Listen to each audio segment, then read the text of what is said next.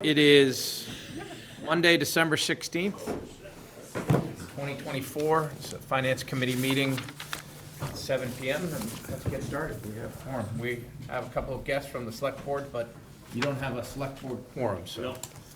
Well, we said we're going to let you talk if you want to. We appreciate it. First up is DPW on the agenda. All right, perfect. And just for those that are new, those that are, of us that have been here before, a refresher, we started doing this, this is our third year of doing this. And the idea was that we would get together in the spring. The budgets had already been set. If we had issues or concerns or wanted to make changes, it was hard to change it because money had to be taken from one spot to the other. And so the idea was to meet in November, December, before budgets were finalized, to be able to have a conversation, hear what the departments are thinking, give our input. Hopefully they hear it, it gets taken. And that will also make the spring a lot easier and quicker for all of us. Any questions, comments, thoughts from anyone before we get started? It should be, let me interrupt for a minute. Yeah. It should be for the new people. If you have any questions, this is the opportune time to ask, so you can take the time to have Jim explain or Denny explain anything that you're not 100% clear about. So feel free to do that. That's what the opportunity is for. Also. Yeah, this is to be a little informal with still meeting formalities, so. With that, DPW? Once again, I didn't bring handouts like police and fire. Thanks for Never saving want to tip paper. your hand too early in the game. Thank you for having us tonight. Thank you for having me. For those of you that don't know me, I'm Rick Mattson. I'm the Director of Public Works. The Department of Public Works is comprised of 6 subdivisions plus administration. So there's engineering, sewer and water, highway, park, cemeteries, forestry, vehicle maintenance, and building maintenance. All of those budgets are included in Public Works somewhere, somehow. I believe the current expense budget, or the total budget for all those subdivisions right now for fiscal year '25 is like $5.7 million. In reviewing what the department heads have proposed to town administration, that has gone up to $6.2 million. Now, the reason for some of those asks are regulatory. MS4, stormwater management, that's a mandate from the federal and state governments. That is something that we absolutely positively need to do, and that's increasing annually. Last year, we got by with $20,000. We increased it slightly this year to $25,000. Other mandates are alcohol and drug testing for our CDL drivers. The cost of that testing and the cost of administering that program has gone up significantly in the past year. Another mandate through the DEP is the inspection and reporting on dams. We have 2 significant hazard dams and 2 high hazard dams that need to be inspected annually or semi-annually, and the reporting for those dams through the emergency action plans has increased to annually, where they require a full plan every single year. Before, it was like every 3 to 5 years, we'd have to update the plan. Now, because of their designations, we need to do that annually. So you'll see that in the engineering budget. Other increases, the cost of materials are relatively stable, like asphalt. Road salt is another one that's been priced favorably in the last year. One thing that has gone up is water treatment chemicals slightly. They've stabilized, but they still do continue to increase.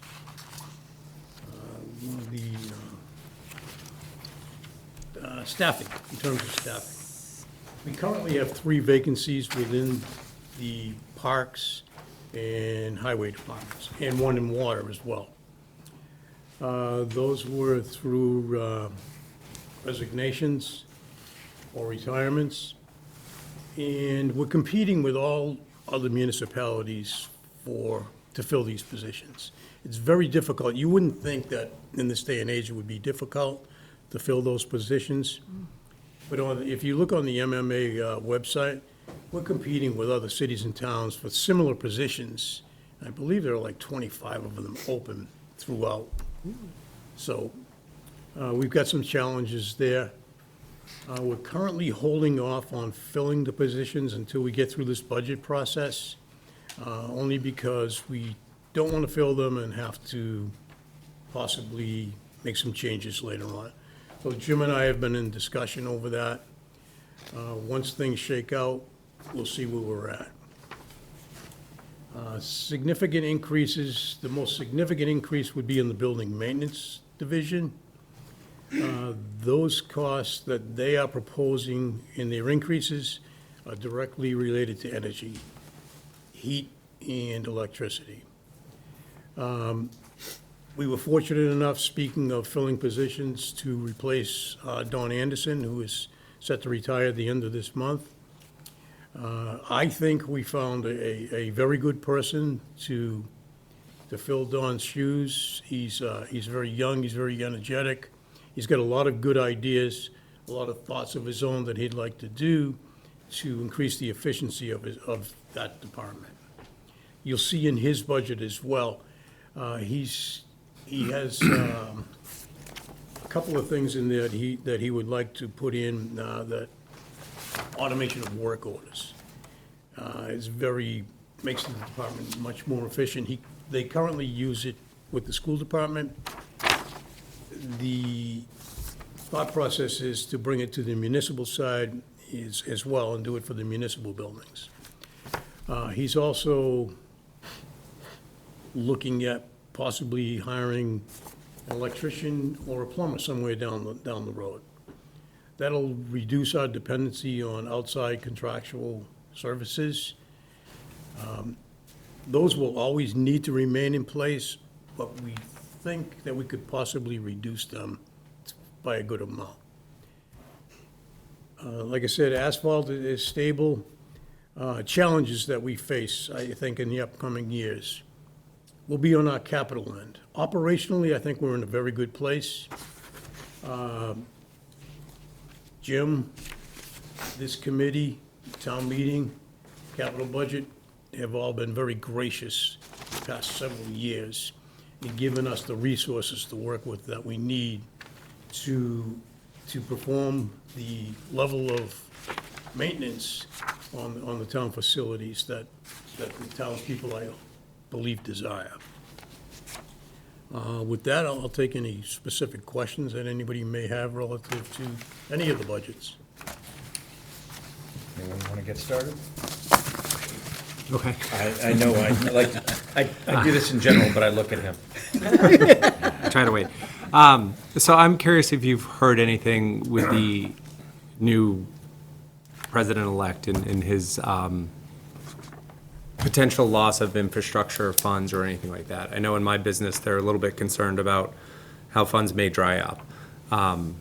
The idea of tariffs, all that stuff, I don't know how that might impact the $6.2 million I've budget. not heard anything that would affect us locally, maybe on a broader scale with Mass DOT, but us locally, I haven't heard of anything that I would be concerned with. I guess I'm hearing it more from the MassDOT side, so. Just looking at the is it the budget trends or that came out on the first one, we have DPW building maintenance, and then the personnel services line has a 16% increase in the total cost there. Were there additional For this positions? fiscal year, for fiscal year '25? Yeah. The current year in, yeah. We added money in there Right, at the fall town meeting. To pay Dawn out. To okay. carry Dawn, and we brought in the Overlap. new guy early. Oh, okay. That number should come down when the budget gets settled. Right. Okay. Yeah. That's what, that was the only thing that stood out at me, was trying to figure out. Yep. So next year's numbers will be reflecting more the traditional. Yes. Gotcha. Perfect. Thank you. Follow up on that, the two positions that he wants to hire in building maintenance, that's not in here yet. I mean, this is Correct. 2025. That would be for the future, Ron. We're probably thinking maybe 3 to 5 years out, possibly. Okay, so By the not time FY we vet the whole '26. process and see, first and foremost, if we could attract somebody for what we'd be willing to pay, I guess. I know other cities and towns do it. The person that we hired, Cam, came from Taunton, city of Taunton, and they do utilize in-house plumbers and electricians. So. Other questions? Sorry. Yes. I notice Boyden School, the heating is triple. Is that because of the modular units that will be? I don't believe it's because of the modular units. I think it was because he under-budgeted before. Some, Because it's about a $10,000 increase. Yeah. The mandates for testing, is it for everybody, or is it only in certain circumstances when you have a question as to whether a person is involved in drugs or something? The mandates How are does for that testing go? anybody that holds a commercial driver's license. So they're all random draws. Unless it's a reasonable suspicion test. But right now, they're all just random draws of the 31 drivers, I believe, that we have. So during the course of the year, so-and-so could get tagged for? It's quarterly, correct. Okay. how expensive when you put that in there?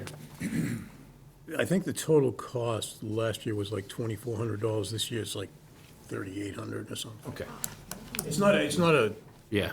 killer, but if you look in terms of percentage as to how much that budget's gonna go up, you'll see that it's a significant spike. And we also changed vendors as well. The company that we had previously was not really, I just didn't have a warm and comfortable feeling with them in terms of reporting, and they were constantly changing our appointments, and it became a nightmare. So we opted to go with a different company, and they basically do every single thing for us to keep us in compliance. And just following up on Go ahead. Ron's question. So the plumber and the electrician are for future years. They won't be in the 26. 26 budget. That's where I always get myself messed up. Crazy calendar, sorry. Ron had his Go hand ahead, up. you go first, let's see. The new person that you hired to take Don's position, he did not come from the system, correct? Correct. You got him from outside, which I think is a good move, personally, because it just makes it clean. How old is he? I believe he's 33 years old. Yeah, early So 30s. he's got the potential to be here for quite a while. He does, and he has the desire. He's, I don't want to say aggressive, but Assertive. he has a sense of adventure, I think, about him. That I think, he's looking That's for good. a cultural change in that department, and Good. Thank Gonna you. break your record, longevity? No, he's already Oh, behind. okay, you know, Too far behind already. Never catch up. Rick, the traffic control, last, is it just, so the traffic control covers the streetlights, the RRFBs, all of the traffic control signals, and also covers police details. So, I'm in the chief? I am, but, him and Jim, the contract they negotiated, but, so that covers anything to do with traffic. As you'll see that, again, this year, we reduced the electricity costs, and that's directly related to the conversion of the streetlights to LEDs. LEDs. It's incredible. We were paying I think upwards of $19,000 a month. We're now paying like $3,500 a month. That's fantastic. So the payback on that project was very quick. Susan asked about that years ago, and I told her it would take time, but it's caught up for us. Awesome, really. And they're much better lights. Yeah, More right. direct, they don't Right. flood the area, they're more.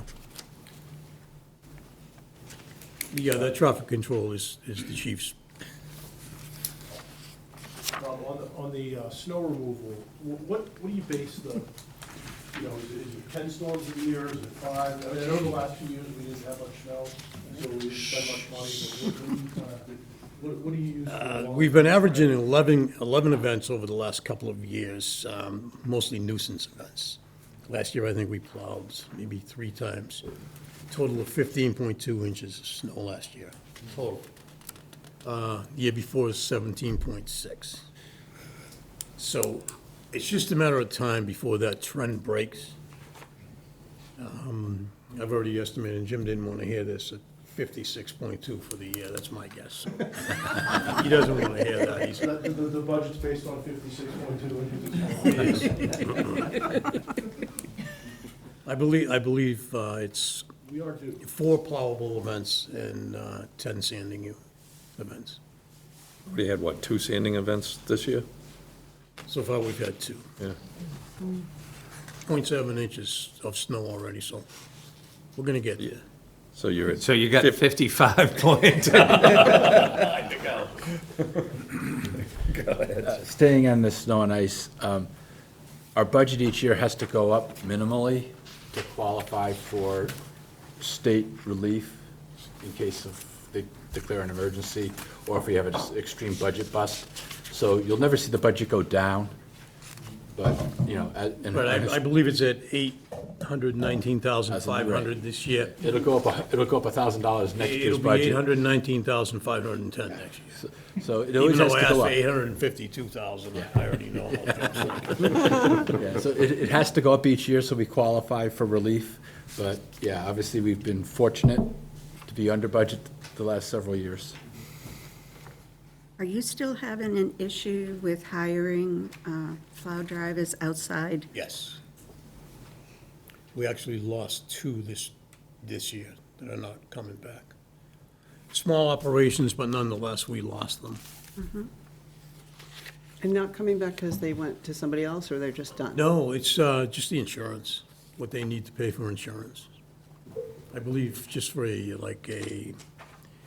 single-person operation that has an F-250 pickup truck, I believe their insurance is like $2,200 a year just for snow. Wow. Separate snow rider, so. We did make some strides with the guaranteed minimum that would pay them to try to cover their insurance costs in the event that it didn't snow, and we didn't have any events. Yeah, in an effort to try to hang on to these people, we pay them guaranteed minimum, and I think, not last year, but the year before, we paid out like $52,000 in guaranteed minimums. So even though it didn't snow, We still have we an paid it expense. out. Other questions, comments, thoughts? Opinions? Statements? Can I ask a non-budget related question? Nope. I'm curious about your construction season. Is it done? Like I go down Spring Street all the I time. wish it were done. The paving is completed. We just finished the field complex. Came out very nice. Pushed that one right to the end. The only thing that we have currently still in progress is the culvert on Washington Street. That has been a nightmare since day one.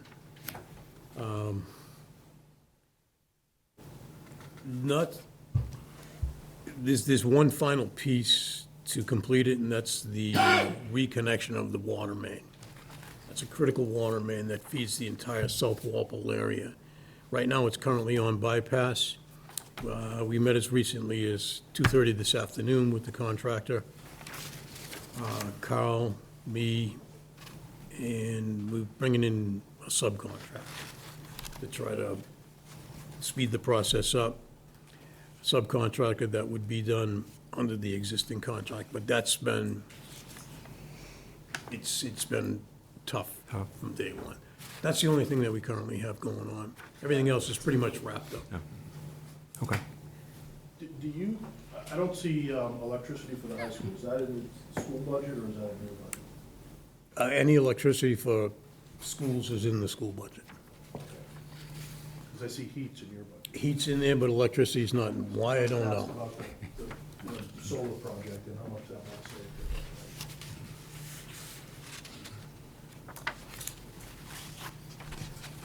Any other questions? Say, I walked the fields both Saturday and Sunday with my dog, and the paving looks great, so. It did, it came out very nice. The whole area looks great. It's a real compliment to the town. Everyone that got it done over these years. Did- Is that gonna get striped, the Yes. old parking lot? Perfect. It's a zoo. That'll help. Excellent. Keep people from taking up 3 spots, right? Exactly, yeah. Well, the But, lines will be. yeah, as to when we'll actually get to it, but, we will get to it. The lines will at least be there, Rick. Yes. I don't know if we'll be in the right place. Excuse me. Yeah. One last question on Washington Street. Do you have to abide where you're having so many problems with it? And we have a bylaw paraphrasing that basically the streets can't be opened by such and such a date. Can you continue on with that project until it's completed and bypass preceding? Yes, the date has always been November 15th, and that's kind of been an arbitrary date that was always set by the previous town engineer, Maggie Walker. She determined, back in the day when it used to get cold very early on, that November 15th was a good date, and it was at one time. But if you look at the past few winters, there's been no frost in the ground to speak of. And that was always the deterrent. That and the availability of asphalt to patch the trenches, those have not been issues for the past several years. So along those lines, we've extended that construction season. If it gets to a point where frost and asphalt are going to be issues, then we just simply shut it down. Okay, I was curious. Thank you. Keeps going. Through you. You're a popular guy. 2 questions. One, why has the Washington Street project been such a nightmare? Quite honestly, the contractor. Okay. My other question has to do with professional services for dam inspection. So it's 0 in the budget for this year? What we did was, I believe it was last year, we consolidated all the professional services into one line. It used to be broken out, dams, AutoCAD and things of that sort. Okay. So what we did was we just took the funds that we had in those lines and just consolidated it into one line. It is in there, it's just in Elsewhere? a different line. Okay, thank you. Sold, you're free. Denny?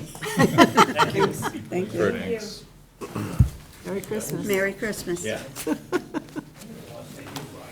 Fire, I believe we go, what did the judges say? Fire. DPW, and then there's next one is Fire. Doug just brought up an excellent point. There's now 3 board members. Select board members, do we need to get a quorum? Do you need to do anything, or? I think we just have to acknowledge that we have a quorum for the minutes. We are posted, and I'll call the meeting to order just so we officially do that, and I think we're good. I'll second that. Thank you. Glenn, you all in favor? I am. Perfect. Good evening. For those who don't know, I'm Paul Barry, the fire chief. Just over a year now as the chief. I've been with the department for a lengthy time, not as lengthy as the previous speaker. So I did bring some information so we could all share. A little bit of repetitiveness from last year, but I just thought it was information that we could explain and go over with any questions that you may have.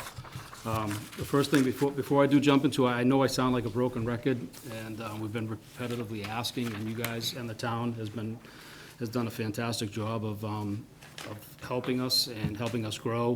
When I started in 1997 as a full-time firefighter, there was 5 on my group. We ran 1 BLS ambulance and 1 engine and 1 captain in the car.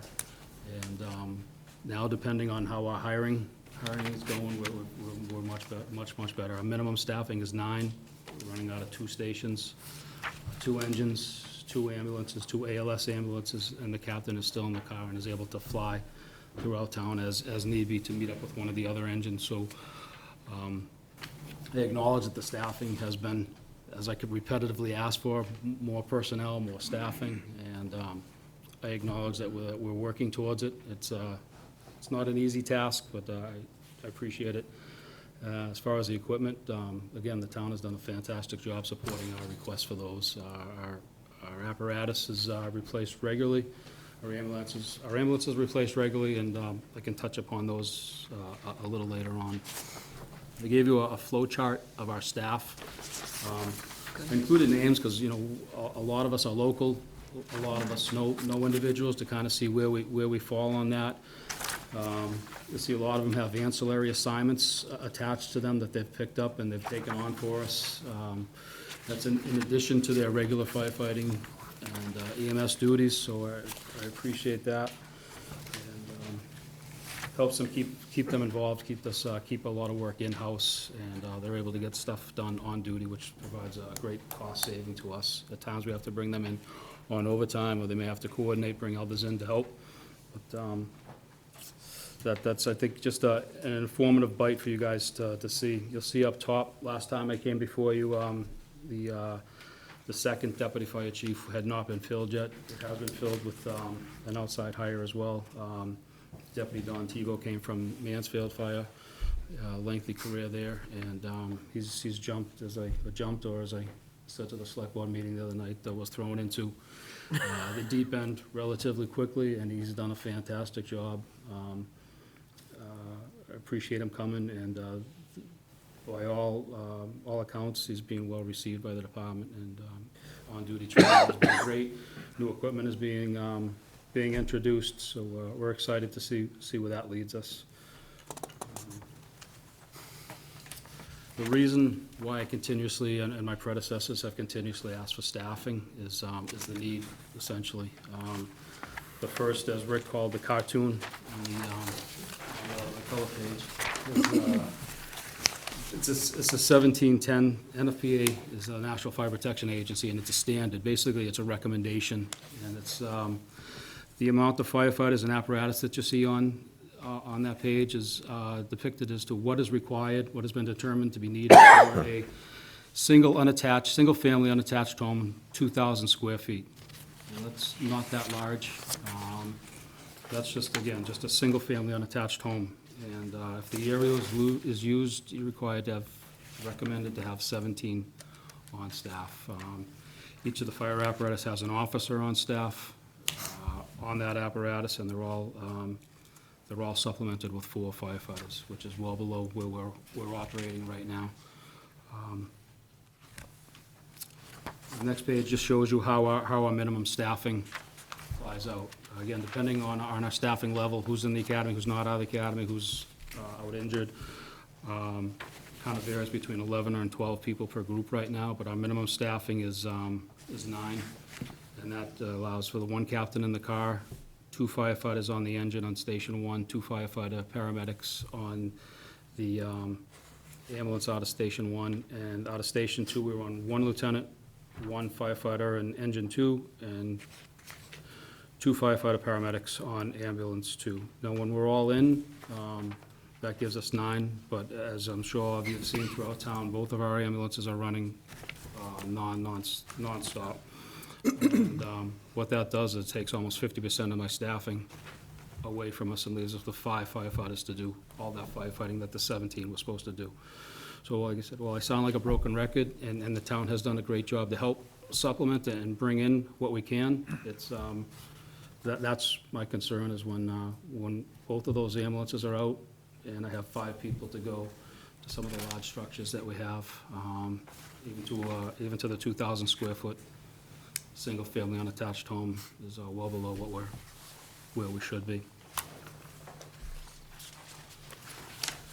The next page, I questioned to do this, but I think it provides, it shows exactly what's crossed out when we have our minimum staffing of 9. Again, if you take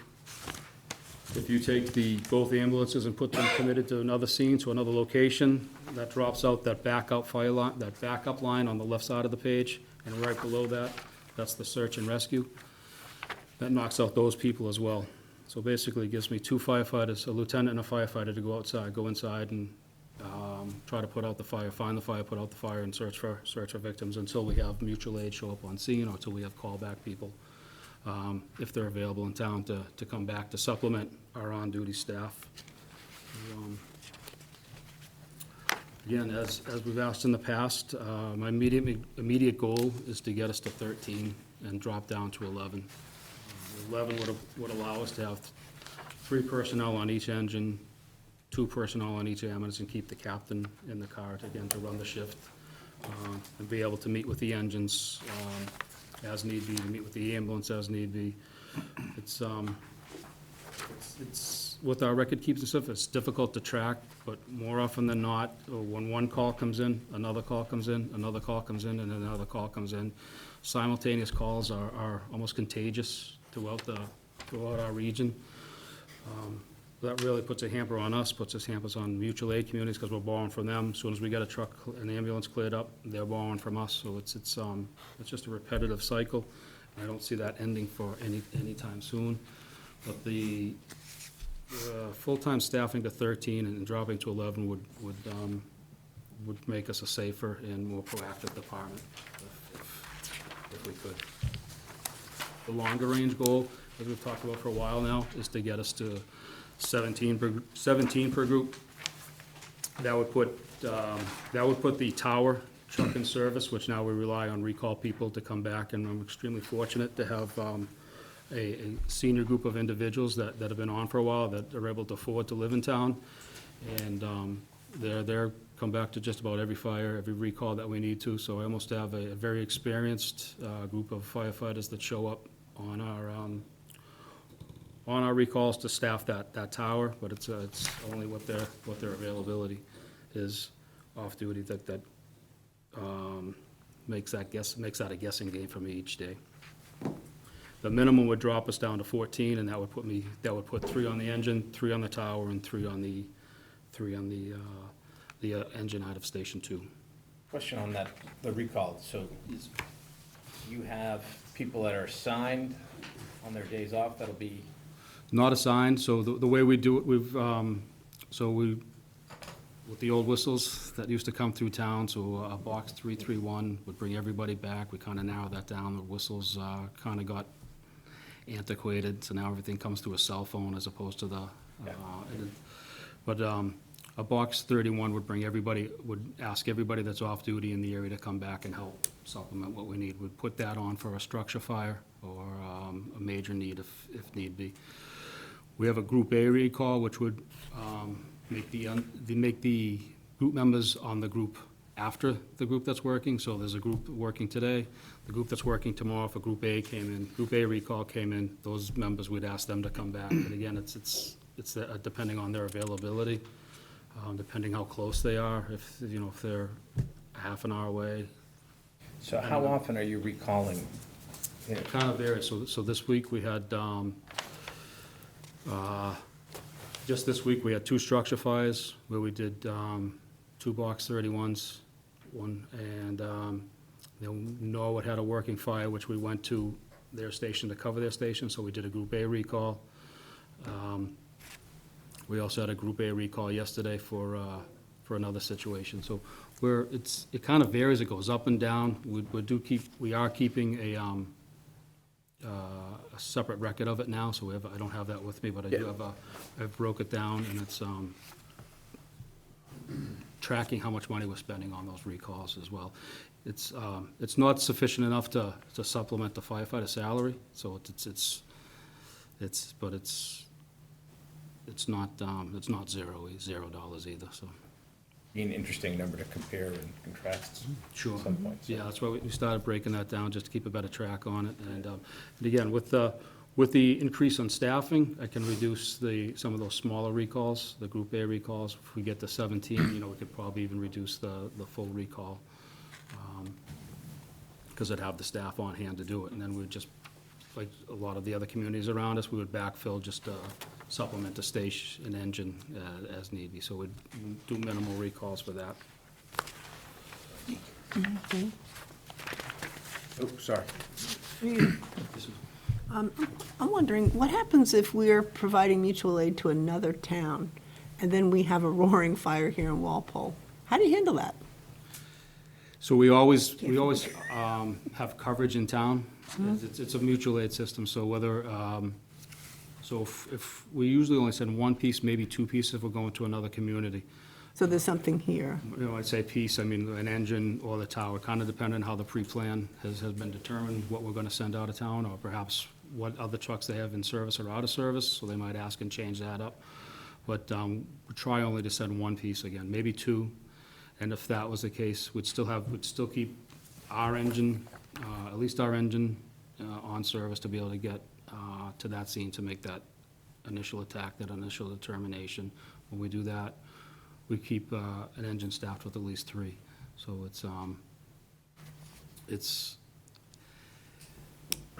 it is challenging, but it's consistent with all of our mutual aid partners. And what we would do is, same thing, we'd recall everybody back again, depending on who was available to come back. And we'd use the mutual aid system, which it happens, we've had multiple, we've had times where neighboring communities have had multiple incidents at the same time, so we just keep borrowing from one another. The problem or the reliability is that the further you have to go out, the longer it takes for them to get to you, and the less familiarity they have with your community as well, so. Speaking of going far away, so what has the effect on your budget been for Norwood Hospital being out of commission? Well, so we increased, we stepped up the purchase of the ambulance, the request for the purchase of the ambulance because of the wear and tear on the apparatus. So the 2019 ambulance that we just put down into spare service has over 130,000 miles, whereas when the one we traded in prior to that had 88,000 miles on it, just the way the wear and tear has gone on them. It's, both of the new ambulances now are seeing a lot more use, and they're not 50-50 on the usage, but they're pretty close to, they're out nonstop. So it has the wear and tear on the trucks, the increase on the fuel, the increase on the supplies that we have to continuously purchase. Obviously, we do get to recoup some of the costs through our billing, through our third-party billing, and it's a repetitive cycle. But what it also does is it takes 2 to 4 firefighters out of our service. When Chief Sorrella and I first got on, and we'd be going down to Norwood and Walpole would have a fire, we'd be able to come right in and say, we have a fire, and the staff knew us regularly, and we'd be able to pretty much transfer care to that staff, and they would meet us almost right at the door, and we were able to come back and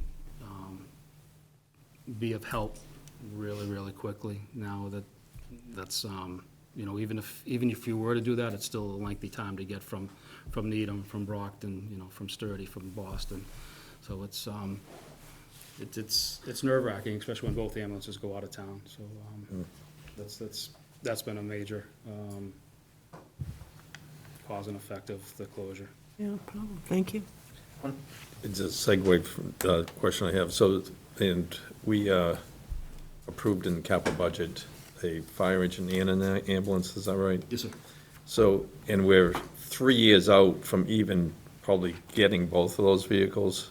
So so the engine, they gave us 111 days, so 3 years is what the contract reads. The ambulance is 70 days, so 2 years is what they're quoting us on that. And we're competing with a lot of other communities. I know that Foxborough they just ordered one, and they're competing. Does it make any sense that we buy out further? That's, You know, we know we're gonna need it in another, these, we're not gonna get for 3 years, but does it make sense to say, all right, let's buy, when we're gonna put in an order with the vendor, is 5 years when we're gonna want, but we wanna be on the list now. so it's something for us to evaluate, but fortunately, we have two brand-new engines, engine one and engine two. We didn't step up. We're getting rid of a 1999 engine that we definitely got our money's worth out of, but the 2013 and the 2017 engines they're in reserve status now. So it's something to keep mindful of, depending on how busy we maintain,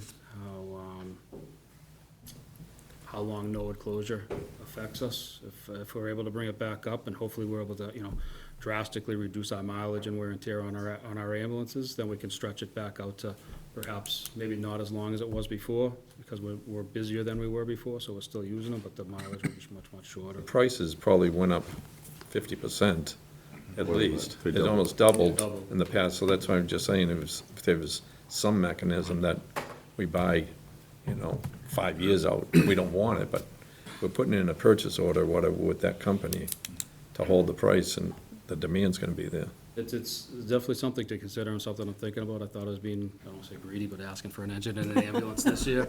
I know some eyes came up, but. You wouldn't be the first greedy person. So, but it's something I am thinking about, but it is, another engine is on our cap, a 5-year outlay, so, we're cognizant of that thought process, but it's, I don't know if they're gonna stay 3 years, if they're gonna, the two engine we just got, it was a 2-year. I'm hopeful that it's a 3-year, just so they give it to us early, Right. and it's, hey, look what we did for you. But it's, but that's, what all the manufacturers are throwing out, as lead times for their apparatus, so. Mark and then Scott. Jim, we're still on a rotating basis of ordering an ambulance a year though, right? Even though we got two brand new ones? Yeah, we used to go Usually a every year to 18 months, we were, 2 or 3 years, and now we did it back to back this year, and like getting back to Ron's point about the truck, we did accelerate the truck up a year knowing this, Right. and when I reviewed all of this with Paul, like, we knew we were getting rid of the 85 Mac, the 99, the 2009. I mean, our equipment, we're in pretty good shape with it, our oldest piece being a 2013 for a fire engine. So I am mindful of the price going from 600,000 to 1.2 million. That's almost that is what we paid for the tower truck right before COVID. So I'm mindful of that, but it's just a matter of, we have to set the borrowing aside, which is what we did. I'd love to come back to town meeting next year and say, you know what, we're gonna put 600,000 free cash towards that. I hate to buy for a truck. If free cash is good again, I'll probably ask, this body in town meeting to consider that, but, so getting back to your point, Mark, yeah. if we can- ambulances are basically one every year to 1 to 2 16. years, yeah, I mean, we doubled up just knowing that the prices lead were time good and at the the pricing. time, and, yeah. Okay. How many vendors are there? There's multiple vendors. The process to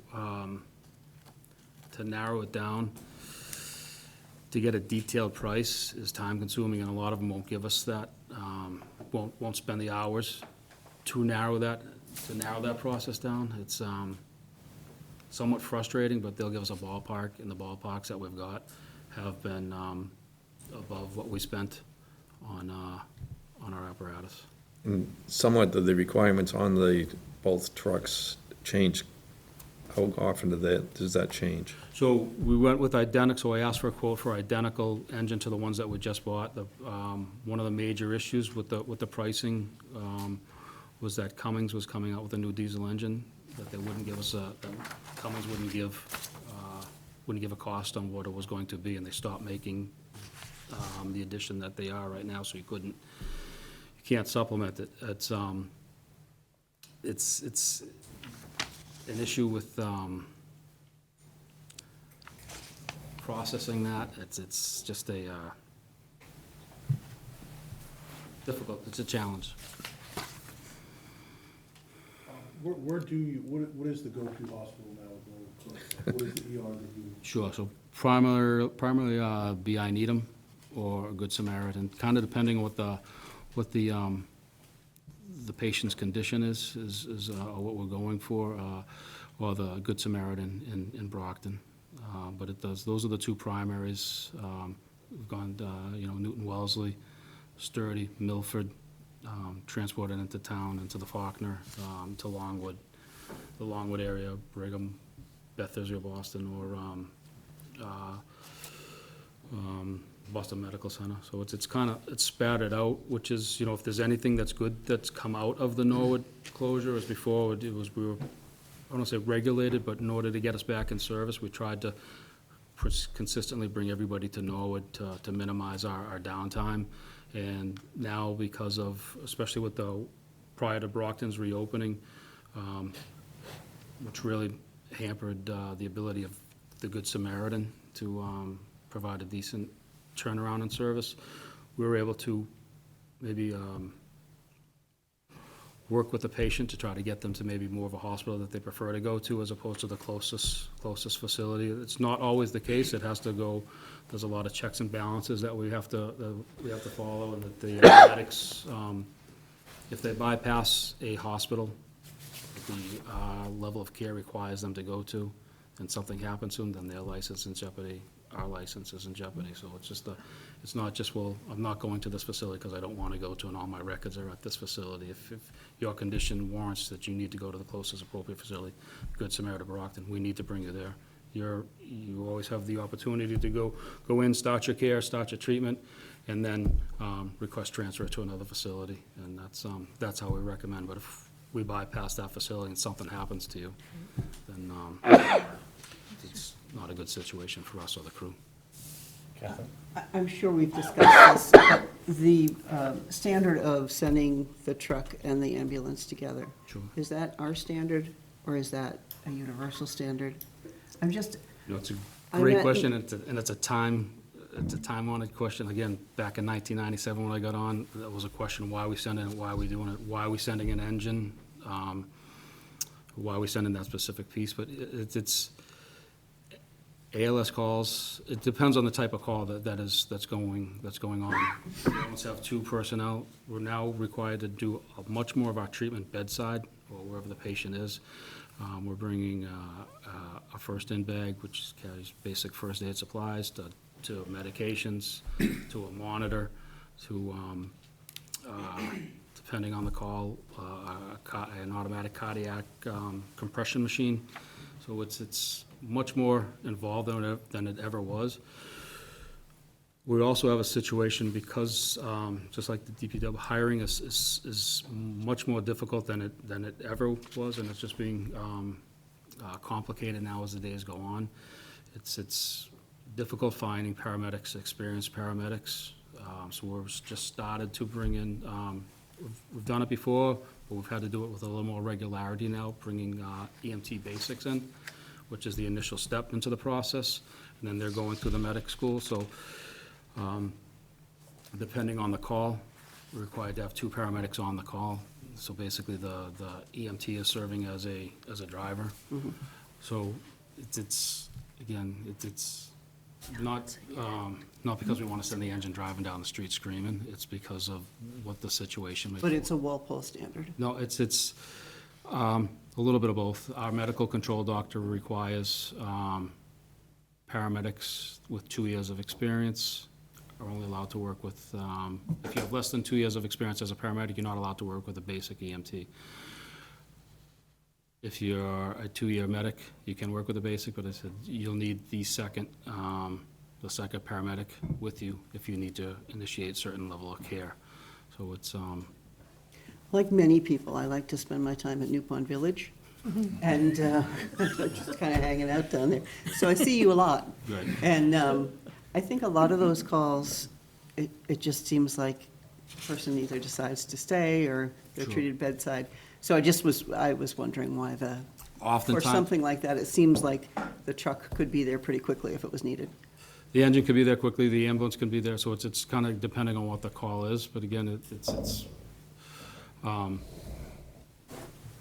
busier and busier, so where's that engine coming from? Where is the ambulance coming from? So sometimes we'll be coming from, You meet in the middle? the Foxborough line to try to get there, so it, depending on traffic, it might both start going there at the same time. Could be coming, the ambulance could be clearing from Westwood. So it's basically an experience level. The combined experience there has to be, meet a certain level. Just like our staffing, it's all of a, it's not just a direct, one-line answer type of Okay. thing, sorry. Thank you. It would be like my lunch, much easier, but it's, sorry. It's complicated. Any questions on this? I know I asked the first question that led to a No, it's question. I know, we never got through Yeah, your, whatever you, whatever. I have one more question, just, what is the status of Norwood these days? Is it going to, does anyone know? It's being made weather tight, and that's it. Yeah, The infrastructure inside is on hold until they get somebody to either buy it They're looking for or a sign the buyer. lease, yeah. Yeah. Yeah, but basically, they're making it weather tight so that it's structurally sound and available, but the interior is not gonna get any updates until somebody signs an agreement. So I've heard a lot of things. I've heard that. I've heard there is HVAC inside the building, so they're just working to get that. I've also heard that the state deemed that there's enough beds in the state so that we don't need another hospital right there. Yeah. And I'll just tell you, my turnaround time for my crews will tell you otherwise. So it's Nurses will there's a tell you lot of otherwise. questions going back and forth. And we're definitely, we're not the only service that is affected by it. Gotcha. The other hospital is, all of our mutual aid and continuous communities are definitely affected by it. But because us spreading out further, we're affecting the other hospitals too, so it's, Number of beds is a poor excuse. It's, That's, it's timely service. That should be the guideline. and that's, so, absolutely. Thank you. Thank you. We'll let you continue where you want to. The next page just shows you that we have been busier with the bar graphs. Yeah. It's just kind of give you a growth, and something that I like to, throughout the years, I've looked at it, and our days are, they've kind of varied. One day is busier than the next day. Weekends are usually quiet, Sundays are usually quiet, although I've had, I think, one year where Sunday was a busier day. But it just kind of shows it is consistent across, fairly consistent across the board. Obviously, like I said, Sunday and Saturday are our slowest, with Tuesday creeping in there, but it's, they kind of bounce up and down, just like our calls. I've looked at them like throughout the years, the time frame during the days, it kind of goes up and down. Peak days, like during the business hours, is our busiest time. But, yes. How many fires were there in Walpole? I mean, I know this is responses, but most of those are medical. How many actual working fires do we have? Working fire, oh, Jesus. It's in the low, I think it's in the low double-digit figures, is where we typically fall into. Fortunately, when we're all in service and we're able to get and make a quick stop, it'll stay below the working fire, so we'll just be able to handle it with our first response companies, and so it doesn't make the news. It's, but we provide, I think regularly, quarterly, we provide the board with an update, and there's usually a couple fires each quarterly that we're touching upon. And at least going mutual aid multiple times to, throughout the quarters as well to our other communities. So while that, is not really us, none of us really have the staffing that the NFPA is requesting or requiring, so we all supplement one another. So that draws us out to those areas as well.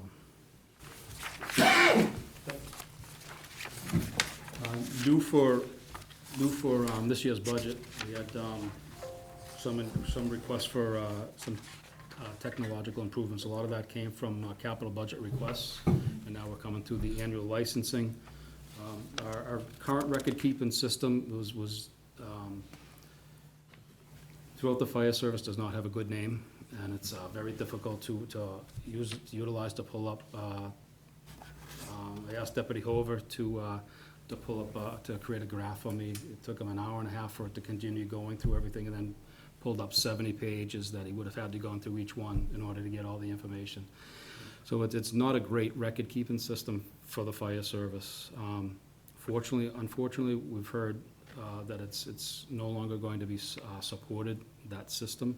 So what we requested through capital budget was to go to a different company, First Due, which a lot of our mutual aid communities are going to, and that'll allow us interoperability. As I said, we respond multiple times to other communities, and we're able to share, we'll be able to share with them, and they'll be able to share with us our pre-plans for our buildings. We'll be able to get hydrant locations. It'll just be, as I said, use the R word, regionalization, not on an official term, but it'll be extremely beneficial, extremely helpful. Of course, with that system, there's, just like everything else, there's multiple tiers on what you can put into it. Vehicle maintenance, logistics, supplies, fire prevention. So we're reviewing that. That'll be in a substantial cost increase from what the previous system that we've had. But it's something I think that will extremely benefit us, and we'll be able to get out and get this built out. A lot of the other communities have gone through and built it and migrated the information from the company that we're looking to leave. So a lot of the bugs have been dying out. A lot of the programs have been built that we'll be able to borrow from them at a substantial time and cost savings. So and they've offered it to us, so we're looking forward to that. Our SOGs or SOPs is another thing that we ask for capital budget, and it's that is an ongoing implementation process where we've created buy-in. We've had times where the plans have just been come and handed to you and said, this is where we're going with it, this is what we're doing, and as the chief, that's my responsibility to do. But we're preferring to try to go with a more of a collaborative approach, get buy-in from the ground up, and it's a time-consuming process. But what this system does is, as opposed to our current SOPs, which are antiquated, these will be continuously monitored through the system to provide regular training. So if a change does pop up, we're able to get that immediately from the company. They provide us the information, they provide us the reason why it's going, it's implemented, whether it's best standard practices, or whether it's law, whether it's code. It's information that'll be extremely helpful to us. It's extremely vast. I think anything that ever had it's encumbering everything that has ever had a situation that required something to be written. So it's pretty time consuming, and it's pretty voluminous that we're trying to whittle down to make it more realistic, as opposed to just going, here's a few thousand SOPs, learn them, figure it out, and don't make a mistake type of thing. And that's not what we're looking for. We're trying to get buy-in, and we're trying to get a more realistic approach to it. The hand-heavy pediatric ALS app is fortunately, we don't do too many pediatric calls. What this does is medications are completely different from a pediatric, from an adult patient. So what this will be, we put them on all of our ambulance phones, on the command car phone. But we also had subscriptions available for individuals to put on their own phones. Everybody's carrying their phone now, so they're able to pull up medication requirements on their own phone for their patient as they're working. They'll the crews will be able to, if they're hearing a pediatric code, it's sometimes a pediatric call, they'll start entering the information now just to try to grab it. And it's a tool in the toolbox that we can use, and as opposed to the previous system that we had. But it's again, annual licensing that's required to keep this updated and available to us. So that's a cost that we're added to our expense. Fire prevention, again, more annual costs for licensing. We did change the program from what it used to be, was a three-ring paper binder with the NFPA, probably about 20 very thick three-ring binders that all the codes were placed in those. And when the building was built, the structure was built, that's the code that building is applicable to. So you needed to keep a code from 2009. Is not relevant for a code for a building that's built now when the standard is updated. So it's the electronic system is much easier to use, much more user-friendly, saves a lot of time, and expedites the process for us to go through that. And with a lot of that stuff, requires us to have mobile data plans that we've never had before. So that's us, again, with the exception of the record-keeping system, all of them are somewhat smaller figures, but the percentage jumping from those line items are gonna be, gonna step up, which will stand out, which is something that I was trying. Percentage will be high, but dollars will be, Sorry?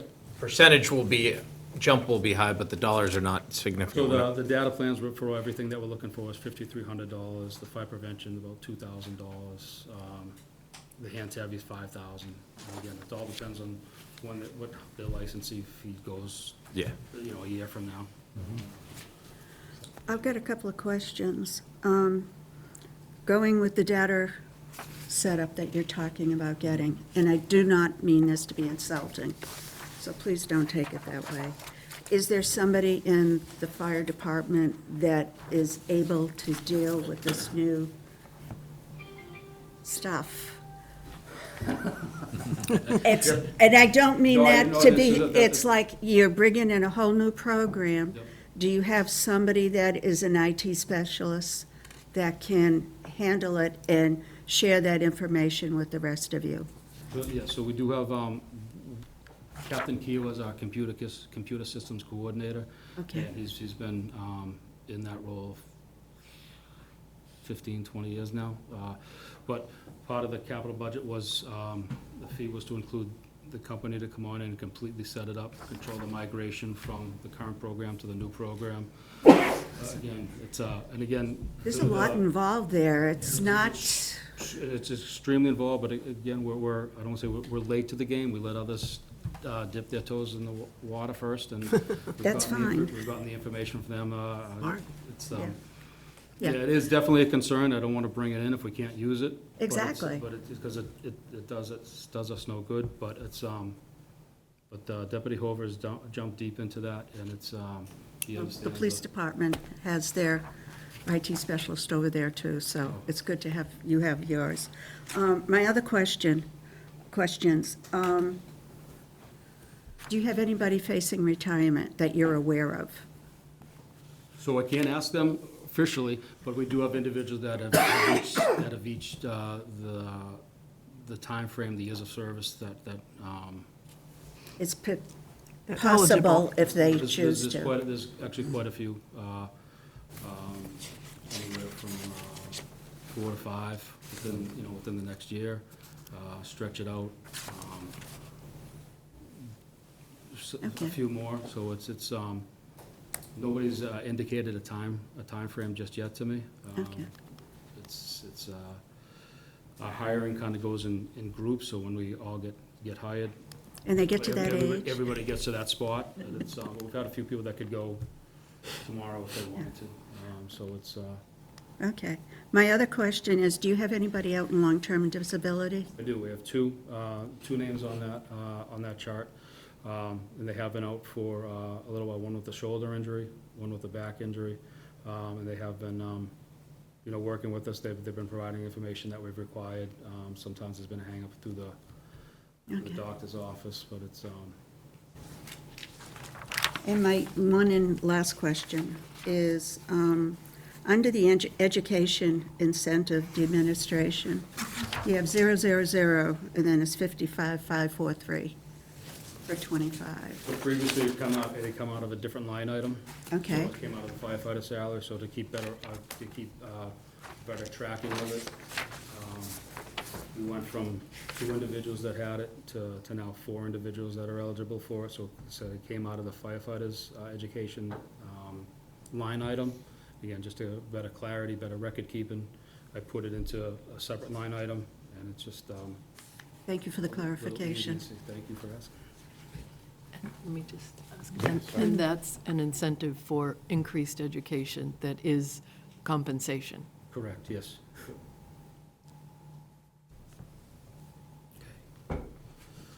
Keep going. Thank you. So the next page, I know it would have been asked about for those that have not been able to come down to Station 2. I just wanted to show you a couple photos of what the interior of that station was. The exterior, the first photo, built maintenance didn't come down and square it up.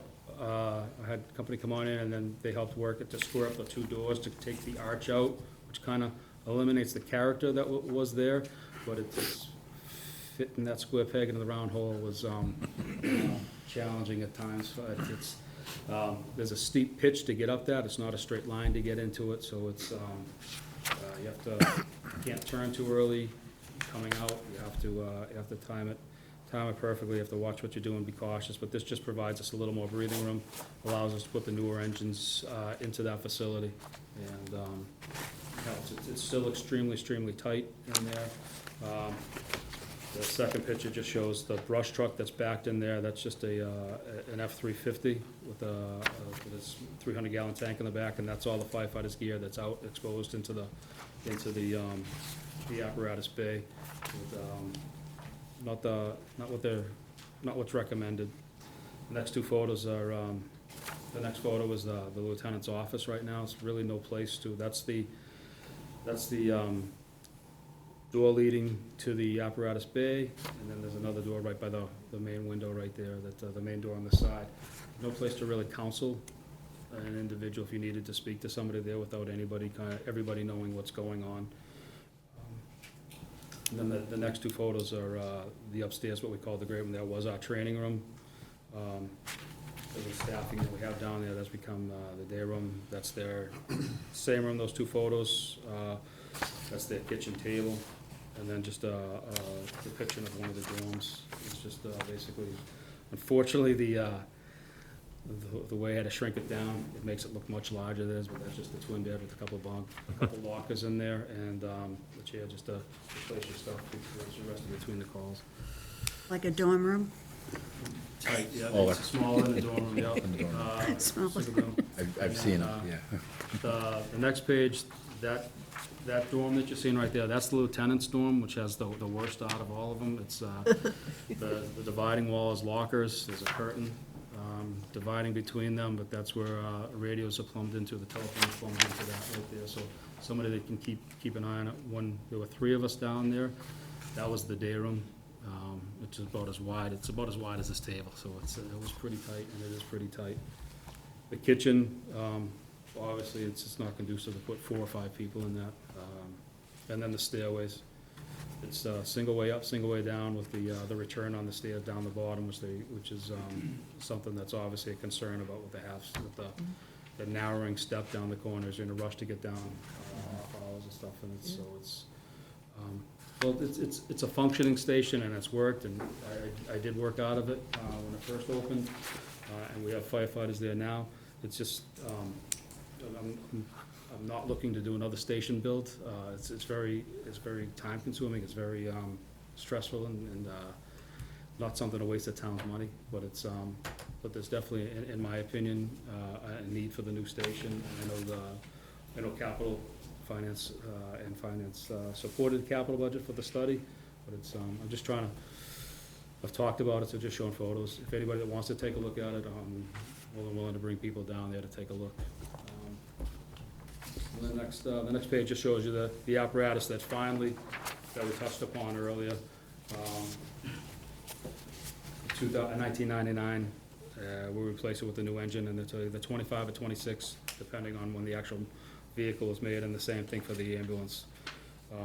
Both of those prices are without any equipment, so as I said, when we brought them up before capital, we'll have to come back looking for equipment to supplement it. It's disheartening to see how much the price went from the original 2 that we just, the 2 that we just got.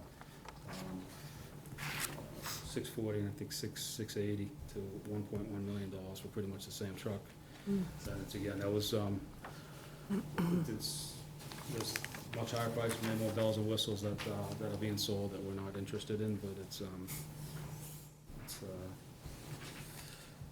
that, as he said, it is a concern to, a thought process to jump on it quicker, but they're expensive ventures, and the town has done a fantastic job to supplement and turn our apparatus over and keep us much better. Again, when I first started in '97, that was not the case. I came to work one night and every one of our fire engines was out of service, and there was a white Foxborough fire truck that we were responding with. And that was it. The chief at the time took everything out of the service for one reason or another, and a ladder and an ambulance and the Foxborough engine. So it's gotten so much better than when we started, where we came from, and so I do not unrecognize that. I'm appreciative and acknowledge it. So but trying to get us to the spot where we're starting to mention that replace them regular, keep that process up, and maybe jump it if we need to. I think we're gonna have to go there. And then, finally, thank you very much for your support. Any questions that you may have, I know it kind of go for a while, but anything. So to get you to the staffing levels you'd prefer, which was 13? 13 per group, yeah, so I asked for, originally went in and told Jim that I was gonna ask for 5 to get me to that, and, that's kind of the reaction that I got. I'd say, go ahead, kid, but I know he's not calling me kid. But just, realistically, honestly, if for some reason, the Miracle Grew work and the money tree bloomed very, very well, I wouldn't be able to hire 5 firefighters right now, 5 fire paramedics. There's such a shortage of them out there, so I'm asking for 3 firefighters right now, and I'm hopeful that the new firefighters that we have complete their paramedic program in the timeframe that we're estimating what we're going with. By the time they're all set, if I'm being optimistic and I get all 3 for July 1, then we should be in a timeframe to hopefully either get paramedics or again go through the EMTs and bring them on board as they're nearing their paramedic program. We did change it up. One of our most recent hires, we went to, as opposed to a permanent firefighter, we went to a provisional firefighter, which this individual had not even gotten into the paramedic program just yet, but was a Walpole resident, and we found extremely beneficial, and hopefully the retention would be much, much better. The provisional thought process being it gives the individual a little more time to get the paramedic license, and it also, if it doesn't work out, it provides both of us a lot more flexibility if need be.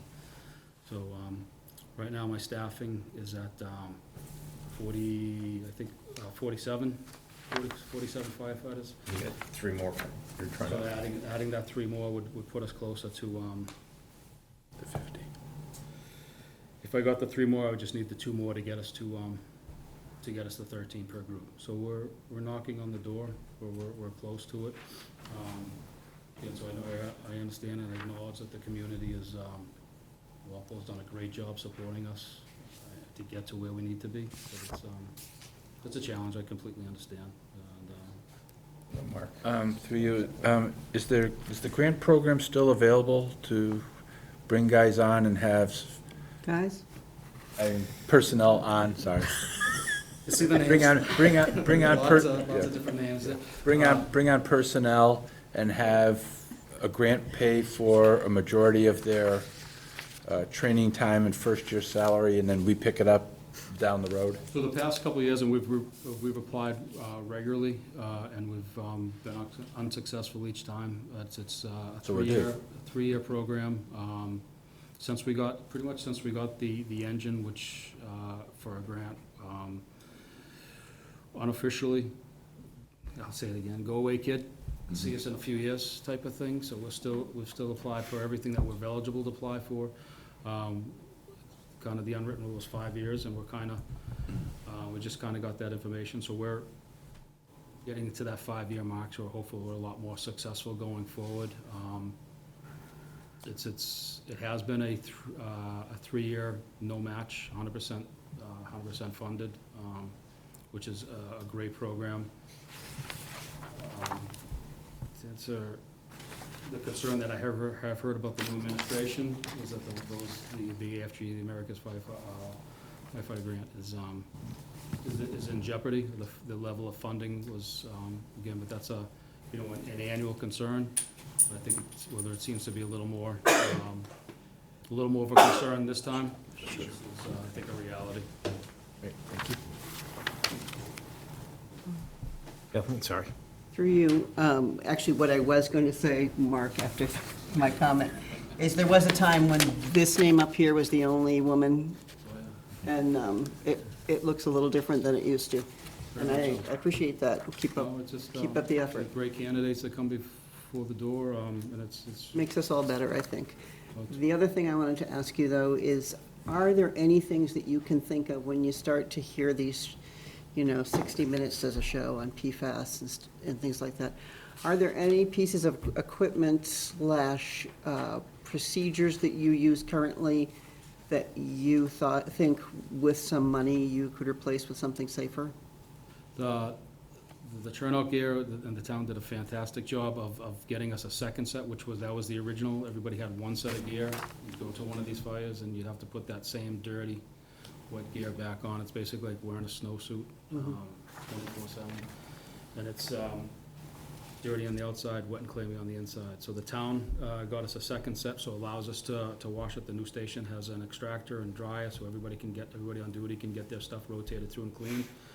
Unfortunately, all that stuff is, as you read in the news, just about everything that's water resistant has PFAS in it. So there is a move, obviously, from multiple sources to eliminate the PFAS out of that equipment, and which would make firefighters' careers much safer. But it's not a viable option right now, that they're not. So when those do come out, the cost of the turnout gear will be, I would imagine, extremely extensive. Yeah, it'll be, it's, during the COVID, again, those went up 50% when we started the original purchasing process through grant, and then we were just dumbfounded how quick it went up, but it's about, correct me if I'm wrong, about $8,000 to go from head to toe for one set of gear from a firefighter. So what we do is, for the second set, is we provide them 2 pairs of bunker pants and 2 coats, so they're able to turn that out. The boots and the helmet, provide 2 gloves and 2 hoods, but those are $140. So we should, in our minds, be thinking that's going to be a budget item. That'll be a capital item, yeah, that'll be something. I think we have capital, I think we have that on the 5-year capital, but again, it's like the Cummins engine that I spoke about, it's what that price comes out as. If the first manufacturer that comes up with a viable option. Yeah, we'll have you over barrel. Another concern is that the NFPA, while it does provide great standards, I think there's a concern with the standardized testing for that, for the structural firefighting gear. I think they're looking to make changes to that, as they regularly do. They would come up with more viable options to provide NFPA compliant equipment that, again, still safe, but also less carcinogens within the product itself. Yeah, keep you guys safe, guys. Mark, I got one more, just for down the road presentation. I'm guessing ideal response time is under 5 minutes to a call? So the standard requires, again, the 1710 standards, they want us within 8 minutes, Okay. 90% of the time. Okay. So it's, Walpole, as you know, is pretty well spread out, so we've kind of reached that on some aspects of the outskirts of town. So, Westwood, we have an automatic aid response with them, because they're the same situation. So, I don't know if you can generate a call analysis, but basically, number of calls over the years that are outside a 8-minute response time from either our 2 facilities or our Norwood station. Just so, because we're talking about replacing Station 2, it'd be nice to know where the calls are. And it's like, well, if we move Station 2 this way, well, now we've created a loop up here. Or if we keep Station 2 relatively close to there, we'll be able to service more of the community because we'll have more staff there to reach those calls that are. Definitely our goal, and that's part of the Station 2 feasibility study that we're looking into with, we're in the process, Patrick and Jim are in the process of coordinating right now, but that'll be some of the information that we'll be looking to Thanks. dive into. Any question? Other questions? I noticed that there's an increase in training and development. Is that because of new staff members? And the second line under that is recertification. So the recertification is the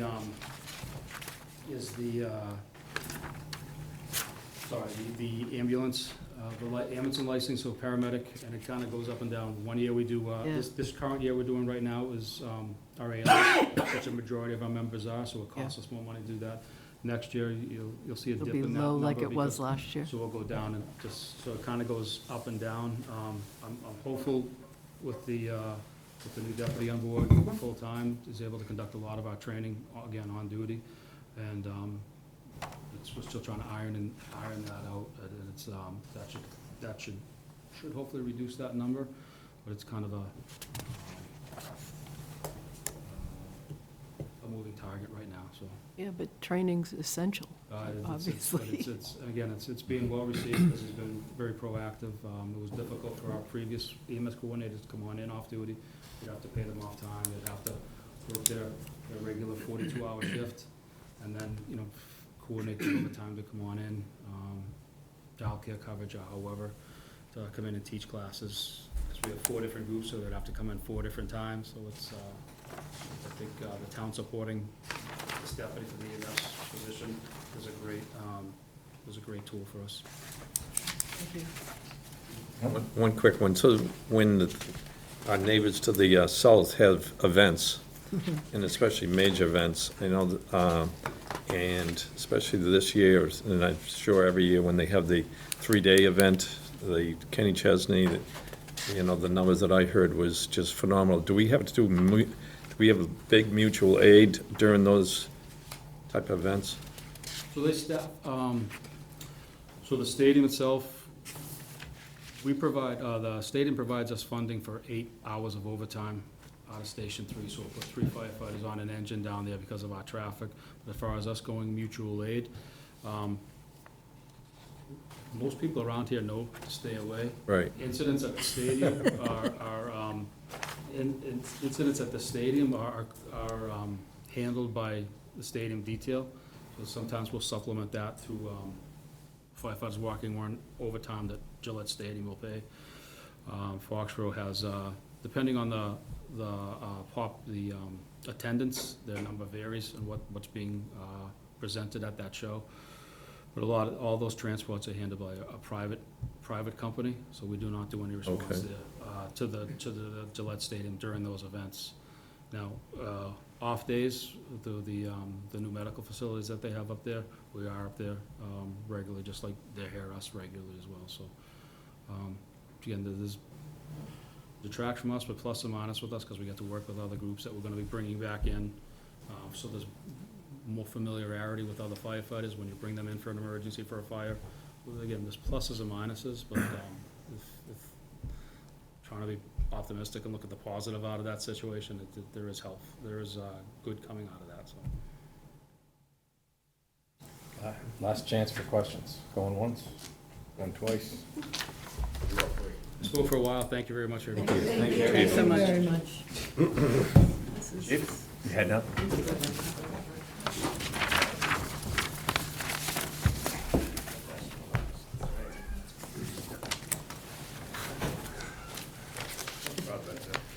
Good evening. Thank you for having us here tonight. For those of you who don't know me, I am Rich Kelleher, the police chief, and my 4th year as chief, although I am far less tenured, my 2 previous speakers. But yes, so anyways. I will start off, I will go through this presentation as swiftly as possible, but the majority of our requests are in line with what we've requested in the past. It's to keep our staffing in line with the population growth in town, and then have that infrastructure to support that staffing. We are in a tremendously good spot right now. We're at 47 officers with 48 authorized. Wow. We've never been there before. I don't remember No, being when I first started, I think I was the 37th officer hired or something like that, and we've been supported tremendously by both your boards and town administration to get our staffing up to where it needs to be as this town continues to grow. So, for For those of you who've sat through this presentation before, some of it may seem very similar, and the requests are are in line with what I've asked for in the past, but I will go through this for everybody's benefit. First up is our mission statement. It's essentially to preserve the quality of life for all the residents of Walpole, and do that through community policing, community-oriented policing. It's a big part of what we do. It's incredibly important to have relationships with the community, and we focus a lot of effort on that on a daily basis. Last year, we were fortunate enough to achieve certification through the Mass Police Accreditation Commission, or MPAC. Lieutenant Joe Zanghetti is our accreditation manager, and like I've said at a number of select board meetings, it's easy for me to sit here and say how great this is and how awesome it is for the town, but the amount of work that he put into getting this to happen is tremendous. It's a tremendous amount of work. It's almost a full-time job, and he managed that efficiently to the point where they're using him as an example for other towns to follow in line. So he's great at it, and I can't say enough about his efforts on this. Essentially, certification is beneficial for us in a number of ways. It promotes accountability through our own agency, in our own personnel. It enhances our reputation with the community, and it also, most importantly, improves the delivery of law enforcement services through the assuring that we have the proper policies and procedures in place and best practices that are in place. Certification was attained last year, and we were able to fast track to go to full accreditation, which we had our assessment in August of this past summer, and we are anticipated being awarded accreditation in February of next year, I'm sorry. They can't tell us that we're all set, but they looked at us and said, you guys are pretty squared away, and everything's in good shape, so we're awaiting the final word on that. I don't want to get in trouble by jumping the gun on that if anybody's watching this, but we're very proud of it, and it's going to be great for the department, and make sure that we're all in line with what we should be doing. I attached the org chart that we have here. That's basically basics, duties for each person that's involved. We have a more elaborate one with individual names. We have a lot of, much like the fire department, we do have officers that work regular patrol shifts that do things in addition to their duties, along with all the specialized people that we have listed here on the org chart. What was the staff, you said it before, sorry. We have 47? We're 47 right now. We're authorized at 48, yeah. So, and are we hiring? We're trying to, yeah. Much like Chief Barry and what Mr. Mattson had said previously, the candidate pool is just not there like it used to be. People that want to go into public safety just isn't as vast as it used to be. So we actually had someone on board, and they decided they wanted to go elsewhere. And then we have people that apply, and we're just like, we're absolutely not going to bring you on board because you're not a good fit for us. And nothing against them, but we have a really good place with people that really get along well with each other and very minimal internal issues. So we take that as far more important than anything else, and bring the right person in is very important. So we're working to make sure that chemistry stays good. So thank you. So right now we have myself and the deputy, 3 lieutenants that oversee patrol, special services, and the administrative piece. Again, accreditation and all the events that we do all fall under that. We have 8 sergeants that are first-line supervisors. 7 of them are on patrol, and 1 oversees our detective division.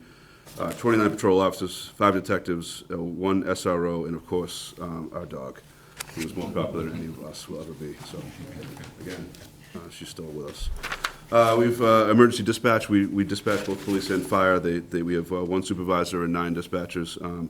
Our supervisor does so much for us. That position was added several years back, and the amount of work that he does to make sure that we're all in compliance with CJIS and all the various quality control stuff that needs to happen with our dispatchers answering calls for service, making sure their certifications are up to date.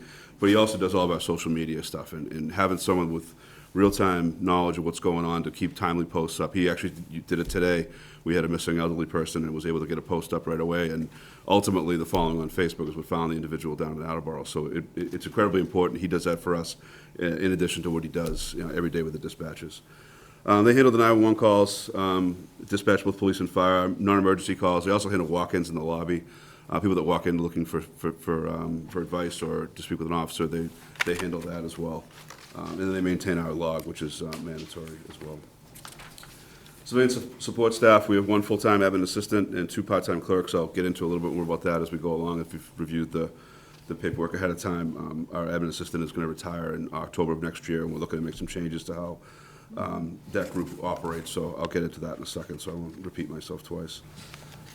Specialized units, I include this stuff so you see what our officers do and what we offer them to try to keep everybody engaged and fresh.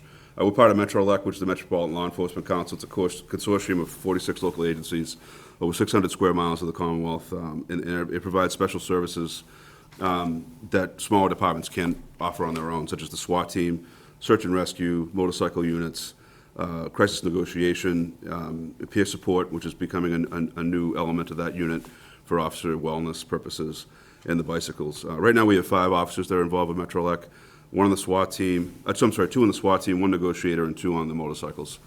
So we're required to have 10% of our agency participate in this group, and we're within that requirement. But it's also good for the officers, and it brings that, some of the specialty stuff back to us. Like our SWAT operators are also our firearms instructors. They teach our critical incident drills. A crisis negotiator is great on calls that are difficult, people who might be barricaded or can make a determination of how things might go. So even though we send these officers out to other agencies to do things, what they bring back to us is really is very beneficial. We have a motorcycle unit, 4 motorcycles, 6 officers trained, 3 of them ride full-time. These officers are out, they do all of our traffic enforcement, but you see them, oftentimes down at Delaney's or Thomas's, they do funeral escorts. They do parades in town, and the community engagement piece is huge.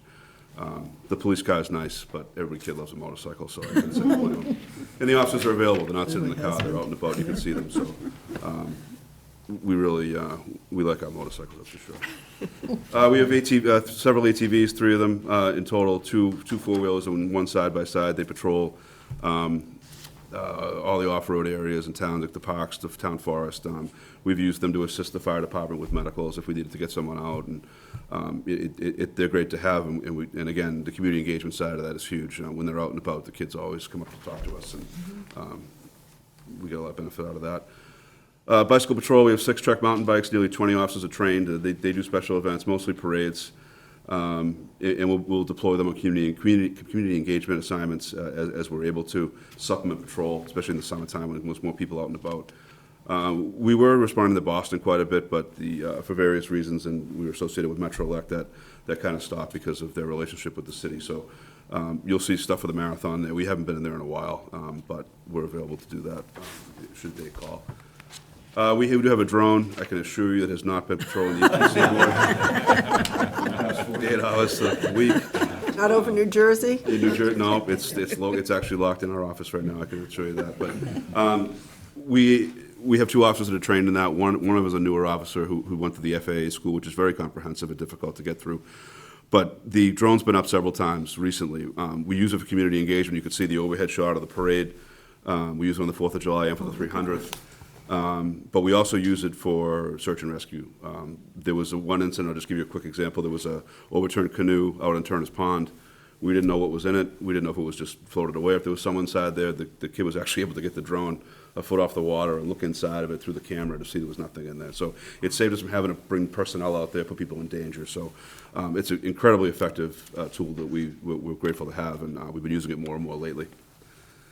We have a detective division, which is extremely busy. Again, 1 detective and 1 supervisor and 5 detectives. They did 133 cases in 2023. They're at 167 right now. So their demand and their call volume is increasing as the years go by. They handle everything from fraud to serious cases such as sexual assaults, significant assaults, robberies, armed robberies, and breaking and enterings. They're all trained in crime scene processing, as well as interview and interrogation, so they're extremely important asset to us, and they've had a bunch of great cases lately with significant narcotic seizures, and they work well with our federal partners too in that realm, so they're incredibly effective. Crash reconstruction, we are fortunate enough to have 1 crash reconstruction expert, Officer Foley. He's been here for forever and been doing this for a very long time. He's an instructor with the MPTC. He might be retiring in the next 2 or 3 years. We're not sure yet. But in light of that, we brought another officer in who's shown some interest, and he's been working with Steve to get trained up so that way when he goes, we will have seamless transition and we still be able to offer that service. The reason why this is kind of so important is the state police stopped doing non-fatal crashes, recons. So if you have a significant crash with either significant property damage or a major injury, but it's not likely to be a fatal, they just won't come out. So to have our own officer that can do that for us to really, some of the more complex crash investigations has been very beneficial. Our SRO, we do have one SRO assigned to the schools. Again, he's at the forefront of our community policing, and he handles all the training with the critical incident drills with the schools and working with the school staff on a daily basis to handle issues with students that may not rise to a full criminal level, but they need some help assisting in managing that. Separate from him and completely different, we have two school liaison officers, which are assigned to our specialty schools. We have the Home for Little Wanderers, the Pike County Collaborative, and the tech schools. These kids are a challenging demographic. They have some behavioral issues, and through no fault of their own, and they do struggle sometimes. So these officers are been huge in minimizing the call volume to the officers on the road by building relationships with these kids, helping them along, knowing what makes them tick so they can effectively serve them. The picture on the right here is a kid that was going to Longview that just recently, with the help of Officer Van Ness and Officer Byrd, and all the support staff at Longview, was able to graduate from high school, and we included that picture because they were very proud of getting her through that, and she obviously has a great relationship with those two officers. So they're incredibly important of reducing the burden on the department by handling some of that stuff. Mental health related calls, this has really been at the forefront of what we do. We handle, I gave you the stats right now, we had 731 calls last year, we're at 600 at the end of October, we're still working on processing the month of November and going through all those calls. It's a tremendous amount. We brought a clinician on over 2 years ago now, which is completely funded through DPH. And he's been great at not only helping assist in those calls individually, but also offering resources and doing follow-ups with other folks that might be struggling. And then with all the group homes we have in town, we have some folks that like to call the police on a regular basis for someone to talk to, which is all well and good, but when 911 operators are trying to do their job, it gets to be a burden. So he's been good at taking a ride up there and sitting down and talking with them and trying to just, mitigate some of that other stuff. He's very impressive. He's great, yeah, he's absolutely great. And Chief? Yes. Sorry, go right ahead. So is that a staff person of Riverside, or is it? Riverside. Okay. Yeah. It's not. As of right now, Riverside, yeah. Not the towns? Not the towns, nope. So it's a dedicated person, or just as needed from Riverside? So it's dedicated to us. So when we first applied for this program, they helped us do like analysis of what our call volume was like and what our demand would be. In many communities, some communities that are larger than ours, were only approved for like a partial, so they would split it with another community. They looked at us and they were like, "You're getting someone full-time, you can use it," and we were able to get him dedicated completely to the department. So he has an office in the station. He goes between here and Riverside. He keeps his records and has all of his connections with Riverside and works through Section 12 issues with us. So, yeah, it's a separate person, but he's dedicated to us full-time. Thank you. And again, this, as an aside too, that the fire department helps us tremendously with these calls too. They have to transport these folks to the hospital, and there's a section, and that also burdens their call volume as well, because the turnaround now, again, Norwood had a psychiatric hospital, they're not there anymore. They're going to Good Sam, or they're going to the BI, and oftentimes we'll send an officer with them if they're combative or whatever. So these calls for service definitely are time-consuming and burdensome to the department, but it's not going, the trend's continuing upwards, and it's not going to slow down. So that's why having Dylan on board is incredibly important. The other disappointing, if Norwood ever does ever, they didn't put in many psych beds. Exactly. Exactly, yeah, I did hear that, yeah. It was hardly any psych services they had. It was just, didn't make any sense, and I'm surprised Yeah. DPH approved it that way. Right, I was hearing that too, and the demand that we have, and having the Riverside as an office right in Norwood, you would think that would be at the forefront of what they'd want to do, and the demand across the state is, when it's not just us, everybody's seeing Right. it. So after the pandemic, those calls started to spike. So It's all about money. correct. Some of our community policing initiatives that we do regularly are all listed here. You can peruse them at your leisure. We try to engage as much as possible with the community through different initiatives, but also through day-to-day activities. So we're always trying to expand and get better and continue, our initiatives over the years. So all of our officers are really bought into this now. Once upon a time, it was kind of a burden to do, but now we have these guys that come on, officers that come on, and are all on board, so it's great. So in terms of our requests for FY26, again, it gets the staffing. We did ask to increase to a 9th patrol sergeant. That would really help us eliminate that officer in charge issue we've been kind of dealing with. It's gotten far better than it was in past years. Very few times we have an officer that's not a supervisor working a shift in the capacity of a supervisor, which I think is huge for liability and even just officer safety. Having someone that's in charge that should be there is huge. So, although we're going in the right direction with that, we would, again, we understand we're realistic in our expectations here. We know where we're at with this. We get it. But again, it's something that we want to keep on the radar and try to work through at some point. And then we did ask for 2 additional officers to get our strength up to 50. 50 is kind of the number where I think we can really feel pretty good about. Again, I'm not trying to say we're not in a good spot right now, but given the things that might be coming online in the next couple of years, it'd be good to make sure we're ahead of the curve. So from reading this year, to get all 3 would be somewhere around a $275,000 recurring cost of the, does that include benefits and everything else, or is that? Oh, no. Yeah, that's what I figured. Just a salary, Just right? straight salary. Salary and education. So add another, Outfitting them, or 25. training them, sending them to the police academy. What I have in front of me, I'm going through the last 3 years' worth of budgets on just these 2 budgets, just writing down notes. So when I quiz these guys over the next couple of days, like, there's little things you don't think about. When you bring an officer in, a firefighter, like, base salary is $54,000. But there's so much on top of, you got the paramedic stipend, you got their education, and then you got on the expense side, I gotta go through the expense side of the budget and look through every single line there and say, okay, well, last year you brought 2 officers in, or 2 firefighters in, and it cost X. What are you doing here? So, like, there's just not that base of 55,000. But the expense. Plus the side is- benefits. The equipment is Yeah. significant, yeah. Yeah. Again, our expectations are realistic. We talk about this all the time. I just, again. request goes in and then that's figure it, out right? where And the dollars conversations fall. happen, and again, our expectations are realistic. I'll just leave it at that, so, yeah. So as I mentioned before, we are anticipating a retirement of our admin assistant who's been with us for nearly 30 years. Yeah, she'll be Judy, yes, yeah. Oh, wow. She'll be a loss, for sure.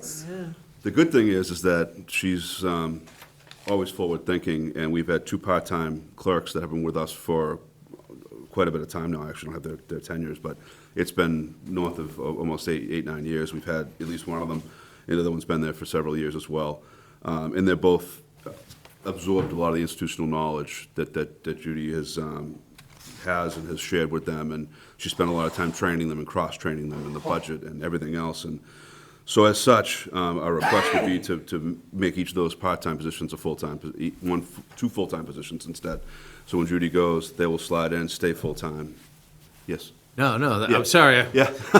So again, you get 1 full-time split between the 2 that already exist, so it becomes a wash? Essentially, I think that math-wise, yeah, it might be a little bit less actually going forward, because of, she was here for so long.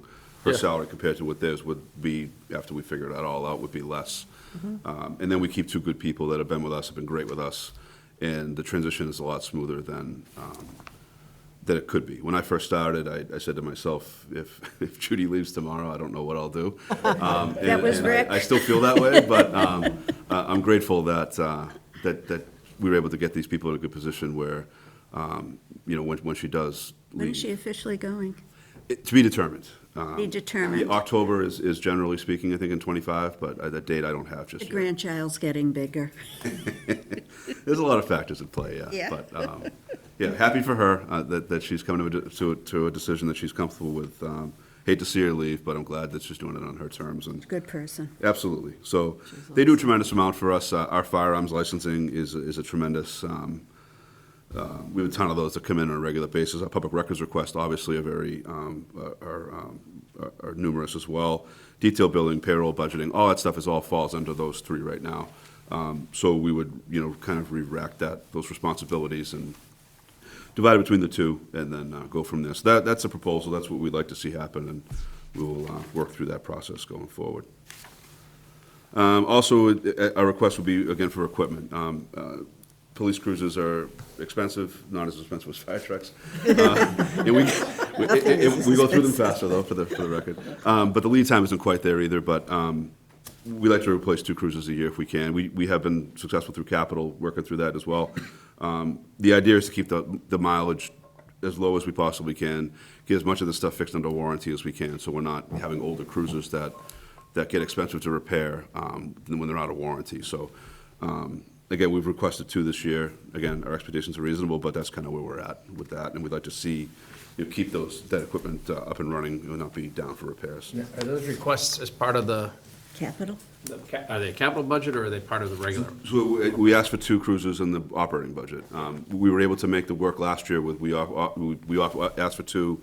One didn't make it in. We worked it out through capital later on when we were able to kind of see where the thing was Because a at. couple of years ago, we talked about, since they were so recurring, to get them into the regular budget. Is that part of it? Ideally, I'd love to do that. And, Yeah. you know, I'm looking at it, at least $77,000 now for a cruiser all Yeah, the outfitted. costs are 72, going, so- again, astronomical. Last year was 63,000 to get them outfitted. They've gone up so much, and it's one of those things, when I'm trying to balance the budget, I'm gonna, you know, I'll lay it out and just say, listen, it's a lot easier to cut a cruiser and say, let's figure it out in the fall than it is, you know, some other spots, so. They definitely It's good put for in us to know it. now. Right, what we're looking at. Dealing with. Sorry. Oh, no problem at all. And again, the last couple of slides are just kind of the things I include annually. Our attrition rate, we're still losing around 2 officers a year for various reasons. That's not a hard guarantee every year, but it's kind of the average, so I just include that so you kind of see where we're at in terms of keeping our people and where we're at. And again, you know, with the construction and things coming online, you know, the population is going to increase in the coming years, so we're mindful of trying to stay ahead of the curve, and that's, again, the reason for the requests that we have. Yeah, and again, on the expense side, maintaining that vehicle fleet, and then we've been working through capital to update our IT infrastructure. Everything came with the building that we have, which is in great shape, but computers only last for so long, so we're at that 5-year spot.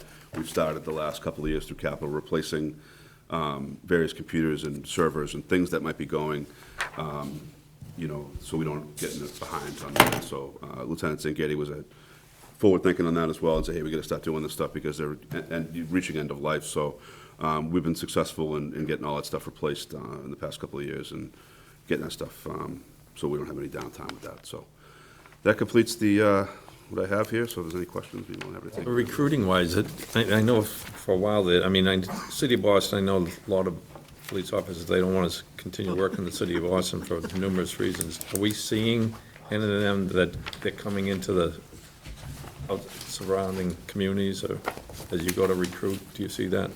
Yeah, we actually had, to your point, no one ever left BPD, ever. Right, now We actually had one of their officers came here 2 years ago, a year and a half ago. Had enough of being ordered every night in the city. They're so short-staffed, it's ridiculous. So Pulling, quality of life versus, you know, the allure of working in the city is people are opting for Out that, there. you know. So we are seeing that. Again, our candidate pool is smaller than it's ever been. We've been very lucky with getting some transfers to come in who have worked out really well. But we're also picky, too. You know, we want to make sure we get the right people in. So, yeah, it's a challenge for everybody. and, have we seen that in the fire department? Because I'm hearing the same thing with people at the fire department in Boston can't hire and people want to leave. Have you seen that? No, not specific to Boston, but all of our communities around here provide, supply the ambulance service. And that's, Right, Boston Fire yeah. does not provide the ambulance service. Right, they have the EMT service. That's a problem, yeah. Oh, yeah. Kind of. No consolation. And they can't hire either one there. Yeah, but that's not. People don't want to work. Not cross-trained, yeah. Yeah, no, they're not just cross-trained, it's just that, you know, people don't want to apply for those jobs anymore. People want to go into Boston right now. Right. Although they're ordering people to stay as well, so which is, again, never ever happened, but, you know, It's not a safe position anymore. It's, yeah, it's difficult to hire. We've been fortunate again, this is bringing quality people, but it's a challenge. Yeah, people getting tired of the forced doubles and all that, it's It just, just doesn't work. It's not safe either. No, it You know, isn't. You're on your 3rd double in a row. How effective are you if you have a sleep? right. Other questions, comments, thoughts, feedback, Kathleen? Just my same question to you, through you, to you. Is there anything you can think of that would make you safer that we haven't put into the budget? Make us safer. Well, my question before was about the chemicals specifically, and Yeah. I don't hear that kind of thing so much on the police No, side. but- no, we're fortunate. I mean, our protective equipment is covered through grants, our bulletproof vests and stuff's all covered. We have some heavier duty stuff that we'll probably be looking to replace going forward. The critical incident kits that we have in each cruiser, helmet, heavy duty vest that can absorb, you know, larger caliber rounds. that stuff. But we're in a pretty good spot equipment-wise in terms of safety. We replaced our firearms that have now new sights on them to make us more effective and accurate. So, our equipment's in pretty good shape when it comes to that stuff. Firearms, right? Going once? Well, I just want to make a comment. So I just want to commend all the departments who are here, but you talked about community policing, and I think it makes a huge difference. It just, you get the job done, but you're not the enemy. And I just like that vibe in this town and appreciate the work that you do as a leader and your staff to make that Thank happen. you. I do appreciate that. The shift from that warrior to guardian mindset came several years ago. Chief Carmichael started really heavy on this during his tenure, and it only made sense to continue that trend. And again, like I said, when we have officers that are bought in, you don't have to really push this. They're doing it on their own. It comes so natural to them now. I haven't been on a million years, but when I first started, it certainly wasn't like that, and it was a chore to do that. And everybody kind of shifted their mindset for the benefit of the job and for the service that we provide. It didn't make any sense now, looking back on it, to do the job any other way than we're doing it now. Right. Well, And doing if I doing could good just work. jump on, the highlight of my mother's 90th birthday was when the Walpole Police Department showed up. I'm going to send him everywhere. He's got a few girlfriends down there at New Pond. I made him aware of that. She was so smitten, and then a card from everybody. He probably went out and got it, but it really was an amazing uplift for all of us. That's what I'm talking about. Yeah, exactly. It's nice. Wonderful. Thanks. Thank you, sir. Thank you all very much. I Appreciate it. think on that note, we should just go out on a high. Well, I'm just gonna, Jim, anything else? No, as I mentioned, I'm working through the budgets now. They were put into the system a couple weeks ago, just before Thanksgiving. And still got a deficit, but I'm whittling it down. I started at 6.5 million. I'm down to 834,000 right now, so, which I'm getting it down, but it's like, I'm down to like the bare bones, looking at everything, and that's where, things get hard. Obviously, I'd love to have a couple more firefighters and police officers, but maybe it could happen in the fall if new growth comes in favorable. I got to work through what revenue we have for the schools and everything. Insurance costs, they initially told us budget 15% increase, which is huge. I think that's like a difference of $1.8 million. We met with them on Friday. They said your loss ratios are better than, the high, so you probably come down to 12%, which is still really high. I think last year we were about 5 or 6%. At 12%, that's an extra $1.5 million. And I know all these figures because it's all really fresh in my head, just looking at this budget, scrolling up and down. Okay, I could cut this, I could cut that, reserve fund, I can go down to 500 even on it or something like that. So I'm working through it. We'll have a balanced budget. It's just, it's going to be more lean. Very challenging. Than it's been in the past. And, I know that's going to be some tough talks with the school department, especially given that they're in a negotiation year and everything. And I'm sure we'll be having some meetings in January regarding that. So, working through it. We'll get there. All right. Anything from the state, in the tea So leaves? you asked that question, and I went to the Mass Municipal last Thursday, and one of the questions that came up is, I actually sat with the person, he's the town manager in Franklin, who's going to be the next president of the MMA. And I said, why would you want to do that, Jamie? And he said, I figured this year's the year to do it, because next year is going to be the real bad year once these all come, whatever he does. I think we have a huge target on our back in this state. And I think from what even the Mass Municipal said, he's looking to help out the red states more than he's looking to help out the blue states, for sure. And, Why is that? I mean, we don't get any real federal money directly. We have a few grants here and there. We had the ARPA money, but, it's trickle down that I'm worried about. How's it going to impact the state budget, what they're going to get down to us? And I think it will eventually, but I just don't know how. I'm budgeting a 0% increase, which we've really looked good the last few years, budgeting a 0%. We were able to come back the last two fall town meetings, put some more money into the budget. Budgeting, they came back and told me Tri-County came in lower than, is coming in lower than expected, which is a good thing. That's a But it's first. still taking that budget from, the building line item in that budget from like 120 up to like 730. So that's gonna be a big jump there, just on, because they did their budget borrowing, which, good for them, and they're doing it at intervals. So there's like, last year we had a little bump, this year we get a really big bump, it's the biggest bump. Next year, I think it's level, then another bump the year later. But they're borrowing their money the same way we did it and investing it, but they're not getting their interest rates aren't as good because we got great interest rates on ours. And, feedback when we borrowed for the middle school, and we were able to, benefit off that. So there's a lot of factors there, but we're working towards it. So. And when do we start up? Budget messages due beginning of February, first Monday in February. I'm guessing shortly after that, I may talk to the board and say, you want me to wait to, that's like a catch-22. If I come out and I present you with the balanced budget, and it's really tough, it's not only for the town side, but also the school side, it's been great that we haven't had any friction there. And so the budget message is due in February. My question to the select board is, do you want to wait until the real insurance rates come out until, I'll have a budget ready to go. But that's something I need to talk to the board about. We've done it once or twice. We'll have a better idea on the state funds, but they've changed so much last year.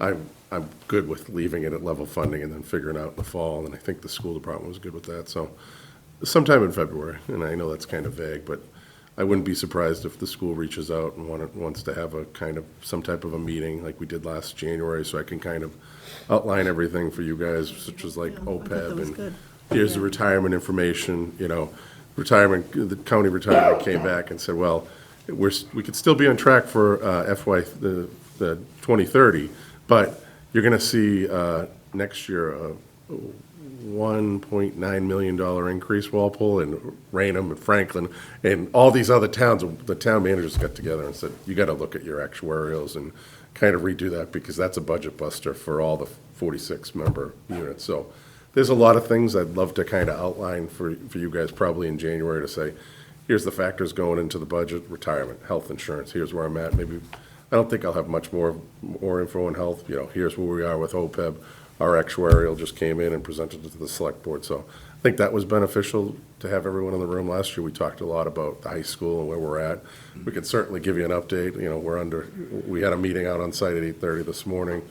I'm glad we started the project when we did, because if you go out there and you see those piles of dirt, that's just from the little baseball field there that was there. And the amount of excavating they're doing just to level off that section. So in January, so they can actually start the footings and everything for the field house that's going to be out there. They're losing a considerable amount of spaces, and they're trying to make that up. So they're set to pave on Saturday, just to get a binder coat down. So the kids and the teachers will have some spaces to park. So there's a lot of stuff we could probably cover in January. I can give you an overview of where we're at, but, yeah. That would be great. Yeah. Any other questions, comments, thoughts for Jim? Just real quick. On your revenue projections for local receipts, you're pretty much holding them flat at this point in your projections? So it's so tough, Mark, Yeah. because I love to go in flat. But you look at, initially Jody set them all flat, and I said, well, why are our numbers, why are we in 4% last year and we're off by like 500,000 or 600,000 compared to last year? But that's because I bumped them up last year. And they're flatter, but they're not completely flat. I mean, motor vehicle excise, I took a look at the 10, 5, and 3-year look back, and then I took the 80% averages of all of those. I did the same thing for hotels and for even investment income. So I'm trying to tweak it and find that happy medium right now, but it'll be a little bit higher because honestly, the building department is killing it. And that's why I know the new growth is going to be there eventually. It's just taking time. I mean, I expected Gilmore's to be up and already under construction. They said they're set for like an August 25 start date. We got Misses two the cycle. two hotels coming in now, where last year I thought maybe we'd have one. There's another hotel going down next to, in South Walpole, next to that cheap gas station, next to Eastern Pearl. There's another one going in there. And then Applebee's is moving Right forward. beside the other one? Yeah, actually, it's the same owner. He owns enough space there to create the mirror one. Squeeze another right one there. in? So, we're looking good. It's just taking some time to get these projects off the I have a ground. question. Where the, all of the,